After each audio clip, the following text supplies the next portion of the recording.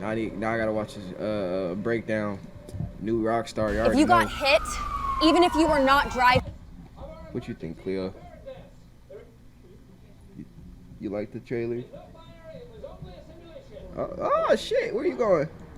I figured out the really cool secret location Hulk is thunderclapping out of in this new Spider-Man Brand New Day trailer, and the gamma radioactive way that Peter is able to track Jean Grey's movement. You have come to the right place for a Spider-Man trailer breakdown. I'm Aaron Voss of the New Rockstars channel, and this is a frame-by-frame analysis of the new trailer for Spider-Man Brand New Day. All of the details and Easter eggs you missed, what new things we learned about this film, and what to expect from this fourth Tom Holland Spider-Man movie, and the way that it sets up the future of the MCU in Avengers Doomsday and Secret Wars and beyond. And an announcement before we begin: in the weeks leading up to Brand New Day on July 31st, New Rockstars will be revisiting rewatch details and beyond it. These three massive videos will be coming to the channel. Argan's Vulture in Riker's prison that he was going to put Spider-Man's head in a dryer. Now Mac has somehow broken out of that prison and has this awesome looking tech-based scorpion suit. I specifically love the shot where the stinger of it is right up in Peter's I love how the tail looks, like the little ball joints on it. Oh my god, it's so fire. face. Where did Mac get this suit? Some very well-funded backer must be supplying him. Could that be Oscorp? More Oscorp speculation to follow. Really, the craziest detail about this opening shot that you might have missed: Peter crashes overhead, passing two frozen DODC soldiers. Yes, they are not moving. They are frozen in place. They've clearly been affected by Sadie Sink Jean Grey's powers that we see affecting other people in New York in this trailer. Under his mask, Peter's eyeball is all black, suggesting we're already seeing his new physical spider puberty activating. We're gonna see this under the mask eyeball close up a lot in this movie. In the screenplay pages released by the director, you can see some notes between him and the director of photography joking about making a giant practical prop eyeball to get this impossible angle. Next, we see Peter lying on his couch while watching Ned's Instagram post. Final semester MIT. Imagine you lose all your friends due to memory loss and you just see them living their lives on TikTok. And you lost you lost Zendaya. Oh, I'll be hurt too, nigga. I'll be hurt too. Dad, who do you think is actually watching these? Maybe someone. Okay, well, buy someone. Did y'all see her? Just behind my neck and shit, bro. Like, what are you doing? What are you doing stomping around this shit up there, man? All my nervous system. Now remember, the first trailer opened with Peter watching Ned's first Instagram post when they were starting their first semester at MIT. I can't believe our first year at MIT. What is the matter? What's wrong? Lady. Where are you? So it seems like that montage that we see written at the bottom of page 3 in the official screenplay pages is going to be a montage of Peter doom scrolling through Ned's Instagram posts throughout the 4 years that those other two are at college. See, that's crazy to think about, bro. 4 years you're stalking your best friend and your ex-girlfriend through TikTok. Get some help. Peter, you a little down bad right now. While Peter continues to just be a friendly neighborhood Spider-Man around New York City, foiling low-level villains like Boomerang and Tarantula. One thing the Tom Holland era of Peter Parker has done so well is track the coming-of-age realities and straight-up loneliness that can come with being Spider-Man. No Way Home was all about the angst of a high school senior wanting to get into the right college and wishing he could magically alter his record so that he and his friends could get into their dream school. Brand New Day is taking that step further to tell the story of the guy whose friends moved on without him as he continues to just social media stalk. Shit, I ain't gonna lie. This Tom Holland's Peter Parker's life, he don't got it the worst, I would say. I would say, like, Andrew Garfield, he had it the worst. Losing your bitch right in front of you and you couldn't save her, but you were that close. Terrible. But this nigga, close second. Might not, actually, he might be first. His auntie died in front of him. Mr. Stark died in front of him. Tough. Then the last thing Mr. Stark left in his hands almost ruined his career. His identity got out. Almost lost his bitch again. Lost his bitch. Everybody forgot about him. And he went broke. Yeah, this Peter might actually suck. his more career successful friends for 4 freaking years. The script pages suggest that the opening Marvel Studios title card of the movie will be a series of photos of Peter with Ned, MJ, and Aunt May as Peter fades from those photos like Marty McFly in the photo in Back to the Future. That's gonna be how this 4th movie shows that Doctor Strange's spell in No Way Home didn't just alter people's memories, it also warped physical and digital evidence in this reality to physically erase any trace of Peter's existence in history. The script pages also show that Peter from the get-go will have sharp headaches, indicating that his body is changing, but that he also has kept the Emperor Palpatine Lego figurine that was from Peter and Ned's Lego Death Star construction that they did throughout these first 3 films, as well as that coffee cup that MJ gave him. You'll notice that Ned's Instagram account name is The Grateful Ned 42, a play on the Grateful Dead, and 42, the big magic number from Hitchhiker's Guide to the Galaxy, Jackie Robinson's number, and in the animated Spider-Verse movies, the universe that Miles G. Morales comes from, numbers and multiverse logic that will factor in big time to Beyond the Spider-Verse coming next year. Get exclusive. Nice. I like when trailers have these little Easter eggs in them, bro. Like, this shit gonna be so gas. Oh, 42. Is Sony trying to set something up there? Kevin Feige has signaled that he and Sony agreed to wait until after Beyond the Spider-Verse comes out in June 2027 to introduce any live-action Miles Morales in the MCU. But that's only like a year away from now. This 4th Tom Holland Spider-Man movie could leave the door open to a 5th movie with a Miles Morales or a Gwen Stacy, maybe doing so by bringing over these characters from a live-action Earth 42 in Avengers Secret Wars. Remember, Across the Spider-Verse featured a cameo by a live-action Donald Glover as the Prowler from some universe, and Donald Glover remains the Aaron Davis of the MCU, an uncle to Miles Morales ever since Spider-Man Homecoming. I don't want those weapons in this neighborhood. I got a nephew who live here. Yeah, sorry, Miles. I'm not gonna make it. Yeah, I'm just stuck. Tom Holland did say in a recent interview with Empire that he wants to be the one to mentor Miles and or Gwen in a future film. Quote, whether that is a Miles Morales or a Spider-Gwen, I would love to be part of setting up the next chapter like Downey did for me. Then we see Peter slapping on his mechanical web shooters and struggles to activate them. These just adhere to his wrists without being woven into the fabric. Maybe it's adhesive or magnetic in some way. And if they just attach to the wrist without any button on the palm to trigger the web spray, how would these even work? Well, the script pages also confirm that Peter now has a new AI assistant named EV, which I cannot confirm or deny is an anagram standing for Eric Voss. But the director's note on the script page called this, quote, the closest thing Peter has to a friend. So maybe with that AI... That's actually sad. His AI is the closest thing he has to a friend. companion, Peter has just devised a neural link that allows him to fire webs through these devices by either just focusing and thinking, or maybe it's voice activated, the way Siri is, which would mean Peter would just have to say thwip every time. Either way, these mechanical web shooters malfunction and are blown off of his wrists by new webbing that emerges underneath from his flesh. Remember, this is something that freaked the other Peters out when the Tobey Maguire Peter Parker revealed this in No Way Home. It's my web fluid, it's for my web shooters. Why? Whoa! That came out of you. Yeah. You can't do that, huh? No? How on earth does that even? Organic webbing, though, they was trying to set it up since then. That's smart. That's was smart. part of the whole physiological adaptation that our Peter is going through throughout this movie. Tom Holland said that he pitched the initial idea for this, calling it spider puberty, but that exact term was rejected. My theory ever since March has been that Peter's experience with Tobey Maguire Peter Parker and Andrew Garfield Peter Parker, and the common arachno frequency, aka Spidey sense that they all share, plus some other external factors like whatever Jean Grey is bringing into this movie, is triggering an... Alright guys, I'm gonna go put her back before she decides she shit all down my back. I shall be right back. Said back too many times.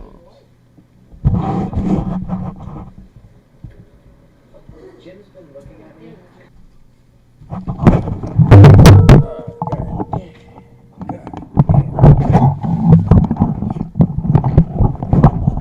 Hey Chet, let's get right back to it.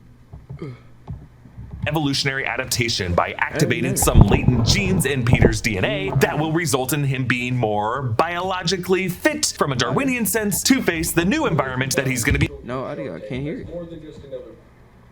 it. facing in Battleworld in Avengers Secret Wars, and that means organic webbing. We see the shots of Peter at Empire State University. No, I hate these broken ass headphones. Give me the white ones. Give me the white ones.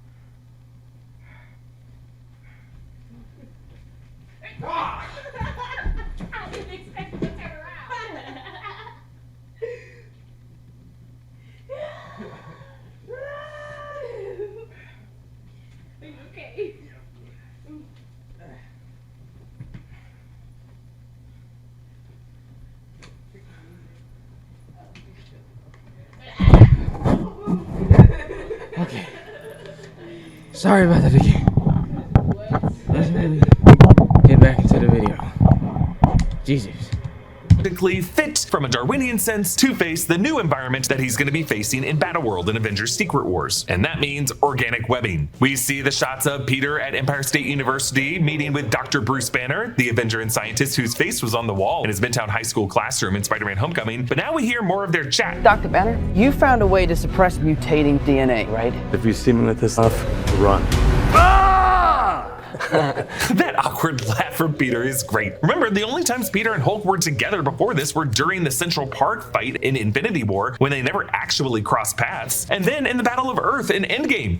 Well, they also probably never Turn up the crossed taste paths. with a bold flavor of Miracle. Oh man, it's gonna be so much iPhone 16.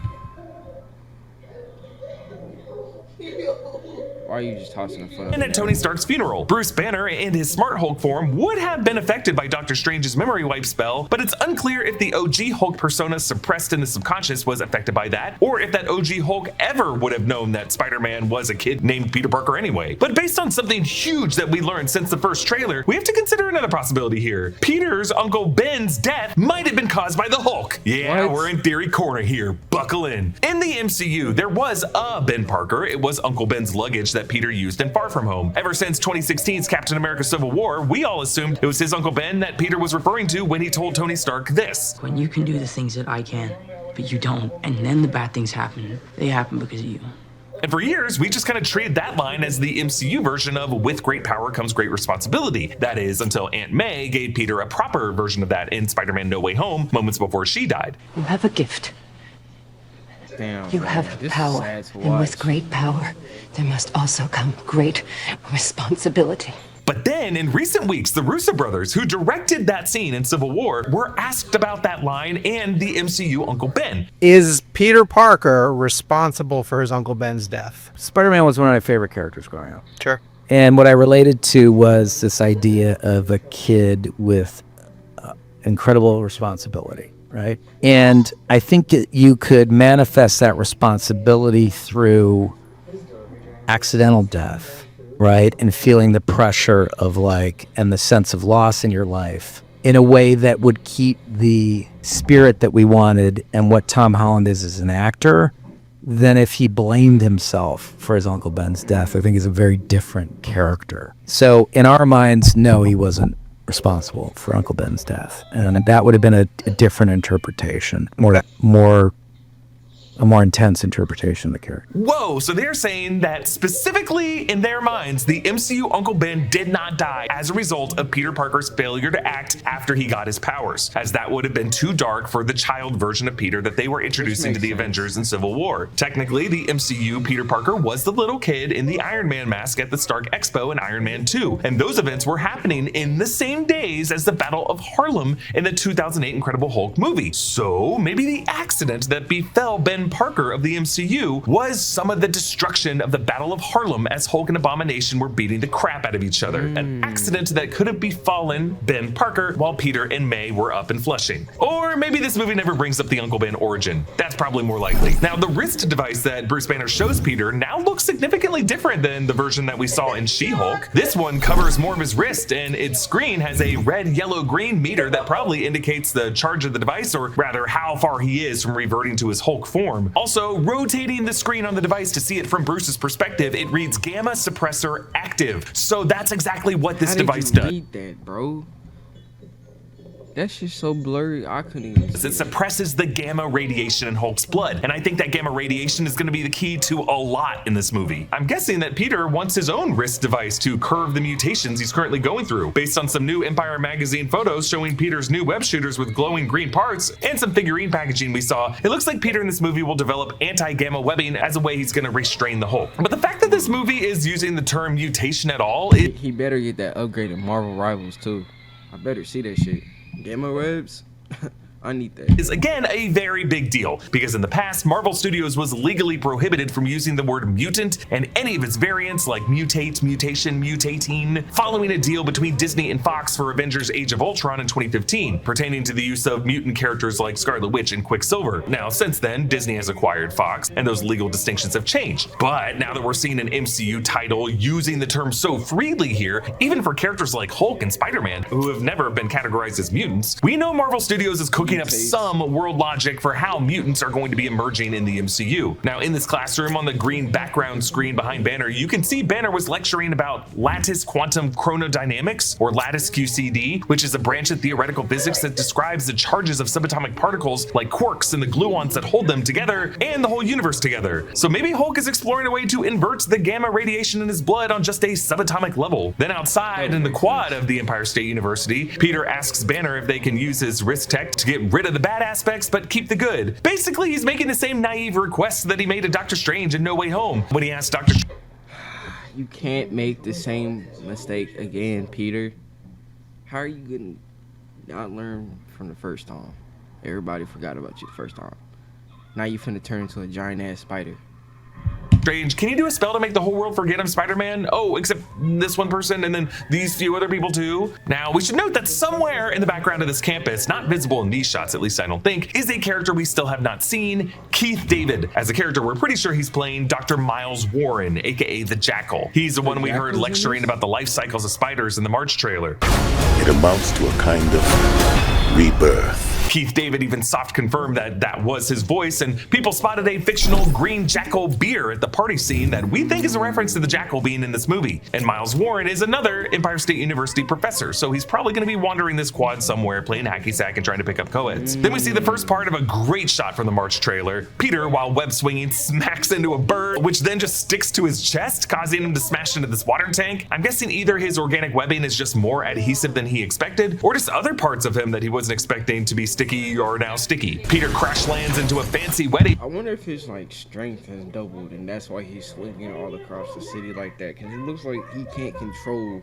where he's going no more. In where he just completely takes out the 4-tiered cake. It's just some great comedic blocking here, but I love the way the topmost tier of the cake just falls directly downward and then just seems to kind of plop on the table below. So hey, that whole tradition of keeping the top tier of the wedding cake for the bride and groom to eat on their anniversary, still doable. Some are saying this is the same set as the wedding scene in the 2026 film The Drama, starring Zendaya and Robert Pattinson. If they actually shot it in that same location, that would be great. Now we see a new angle of the armored car chase. Peter whips to the front of it and allows it to pass over him as he now drags behind it. Love this. Now the cars that nearly hit him have plate numbers AW11570 and JC41883. From what I could find, nothing meaningful happened in Spider-Man comics publishing history on November 5th, 1970 or April 18th, 1983, but I felt the need to check them because in all 3 John Watts Spider-Man movies before this, the dude was obsessed with putting Easter eggs in the numbers of all the car plates. But thankfully for me, Destin Daniel Cretton doesn't seem to be keeping that tradition alive. Tremel Tillman's character, Bill, perhaps William Metzger, based on some rumors, returns in this trailer saying the same line about all of them facing a new threat they don't understand, can't even see. But now we see Sadie Sink's hooded character in Peter's apartment raising her hands. Now, if you brighten this shot of Sadie Sink's character with the hood over her head, you are able to get a peek into the shadows and see our first look at Sadie Sink's eyes with her mouth covered. This is definitely— Nigga, is that Max?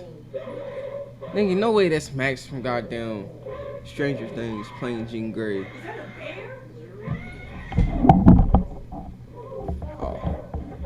Sadie Sink. We're gonna see what she's doing later in this trailer, but first, we see a shockwave bursting outward from Roosevelt Island in New York City's East River. This is actually an important location to Spider-Man movie lore. It was the Roosevelt Island tramway and the bridge that runs alongside it that served as a setting for the final confrontation with Green Goblin in 2002 Spider-Man movie. Man, what? The Sam Raimi Spider-Man movies were top tier comedy, top tier suits. I don't give a damn how early the production was when it came to CGI. That shit was gas. It was one of those cable cars filled with kids on a nighttime baseball field trip that Spider-Man Osborn 3 forced did Peter kick it to off, choose over letting MJ die. And this same tramway returned in the opening minutes of 2021's Spider-Man No Way Home, when this universe's Peter and MJ were trying to escape the press. I think this island is going to be where the DODC facility that's keeping Sadie Sink's character is located. The place where we're going to see her use her consciousness body-hopping powers to get some old lady to hijack this armored car so that this tank will ram into the wall of this facility so that Jean can break out. And now that Sadie Sink's character is out of that secure inner room that they kept her locked up in, she can now emit this shockwave, like the same room they had Loki in, that spreads out from the island to the entire city, both the Manhattan side and the Brooklyn side. We see as a shockwave spreads throughout the city and sends a light distorting wall through the streets into buildings like this restaurant, causing everyone inside to freeze, even the dude with his chopsticks out, and in various other awkward positions and spilling the tea that they were pouring. Now the wall itself looks rather like Sue Storm's light bending force field wall that we saw in Fantastic Four First Steps. I don't know, is this what Marvel Studios is saying it just looks like in the MCU when certain Omega level cosmic mutant powers are blasted outward? You'll notice people also freeze outside in the middle of the street where John Bernthal's Frank Castle is standing, though it's hard to tell if he's frozen. So good, bro. Like the tactical, this is crazy to say, but I'd rather the tactical look, like the realistic, like bodyproof shit for Frank and Frank only. Every other superhero that's supposed to be in like spandex and shit, do it how it's supposed to be. But this design right here, gas. Or about to be frozen, or if he's somehow immune to it. Go check out our breakdown of Punisher One Last Kill. Our man seems immune to everything, and in that breakdown we do account of how he killed exactly 100 people in it. Over this, we hear Tremel Tillman's character tell Spider-Man that he's the only one they know of who's immune to this power. So freezing a large group of people like this with a kind of psychic blast is very similar to the abilities shown by Charles Xavier in the X-Men movies, specifically in X2 when Charles froze the museum full of people in the first part of the movie, and in the Oval Office at the end of the movie. Every time you rip a slap, I didn't even think of that, bro. The X-Men movies are gas. I'm mad at Fox. Ability only a highly powered telepath can muster, and it's another big reason we're all pretty sure Sadie Sink is playing Jean Grey. Now, for those of you still somehow unconvinced that Marvel would use this joint production with Sony to introduce a character this important to the mutant saga, or why or how homegrown MCU mutants are only now starting to emerge before these universes collide in Doomsday and Secret Wars, check out last week's video or the video we made earlier this year. There are at least two solid rationales for why now is really the best time to introduce Jean Grey in the MCU. One, we do need some future X-Men anchored in this 616 universe before these incursions, and starting with Jean Grey allows Jean Grey to burn out the overdone Phoenix Saga arc in Secret Wars, so that in the 2028 X-Men movies she can explore other storylines. And two, maybe Jean's powers came from the fragment of Wanda Maximoff that was destroyed in Multiverse of Madness that just drifted over to some other kid and activated that girl into a mutant, the way pieces of Wanda's magic drifted after Westview collapsed to activate Billy Kaplan and Tommy Shepard. Also, Brand New Day seems to be dealing heavily with the implications of Doctor Strange's memory wipe spell, the Runes of Kafkal, a spell that he and Wong in the last movie said had been used other times in the past. That spell travels the dark borders between known and unknown reality. It's too dangerous. We've used it for a lot less. Do you remember the full moon party at Carmitage? No. Exactly. So that would make it possible for the 616 universe to have altered reality to erase the mutants from it in the past. And maybe now Jean Grey is among the first mutants to emerge after that, along with the likes of Kamala Khan. Look, Sadie Sink's character is returning in Secret Wars. She's got to be an A-lister Marvel name, and we're all pretty sure it's Jean Grey. Now we see Peter on the terrace of the wedding that he crashed. Why is Peter immune to Sadie Sink's powers? Does his spidey sense allow a kind of protection from psychic attacks like this? I think this is kind of like the moment in Spider-Man No Way Home when Doctor Strange pushed Peter's astral form out of his body. Remember, Peter was able to use his spidey sense to continue to puppet his own body beyond that paralysis. Maybe that's why these psychic powers don't affect Peter. Oh my god, that was hard, bro. I ain't gonna lie, bro. I'm so excited for this movie, bro. Like, y'all will see me in theaters screaming my head off, bro. Full Spider-Man costume, jumping up and down. One of the most telling shots of the trailer, we see from Peter's point of view as some kind of AR technology in his eyepieces allow him to track Jean Grey's consciousness hopping from body to body with corresponding numbers. This is pretty sophisticated tech considering Peter built this suit himself with no Stark tech. Maybe his AI assistant Evie figured out a way to track the gamma radiation signature of Jean's mutant consciousness as it moves. Those numbers could refer to traces of gamma radiation. Maybe they're gonna say gamma radiation is just the type of cosmic radiation radiation that all mutants emit. Bruce Banner has had access to gamma radiation seeking technology ever since the 2012 Avengers when they were looking for the Tesseract, and we saw Peter Parker going through a similar scanning device in the first trailer. It's gonna be really scary if the DODC or any government forces get their hands on any type of radiation seeking technology that can be used to track mutants. June is Men's Mental Health Awareness Month. Father's Day is coming up, and that can invite a lot of overwhelm. Shout out Men's Mental Health, but I am skipping the over advertisement. Happens, your energy is better spent on fixing with you while you're navigating by making therapy accessible. Licensed therapist quickly. You can communicate however you. If you need help, please go seek a local therapist, bro. People care for you, bro. But please go seek a therapist. But we see this consciousness ping-ponging up across the party, up the step to a helicopter landing pad, and then to the pilot in this yellow helicopter that's been tagged with just married, John and Lucy. I wonder if this John could be John Jameson, son of J. Jonah Jameson. The helicopter could be the Daily Bugle's news helicopter repurposed for his son's wedding. Considering 2004's Spider-Man 2 dealt with the subplot of the wedding J. Jonah Jameson was paying a lot for getting ruined by the end of the movie, it would be pretty funny to see J.K. Simmons have to go through that again with this universe's Spider-Man. We see more shots of the party hosted by Ned that Peter crashes. I actually saw this full scene at CinemaCon and I broke it down in this video, but one of the big things I drew from seeing that is that this part of the movie will feature Tame Impala's Loser, a song that has Joe Keery in the music video, someone many have been fan casting to be playing the Harry Osborn of the 616 MCU. The only reason I'm bringing up actors past the music videos is Sadie Sink first cross streams into the Spider-Man world when she starred in the music video short film for Taylor Swift's All Too Well, a song with many veiled references to Swift's relationship with Jake Gyllenhaal and even references the upside down kiss of the Tobey era Spider-Man movies. Now Peter sees Ned's dedicated research wall of evidence trying to identify who Spider-Man is. Ned still remembers working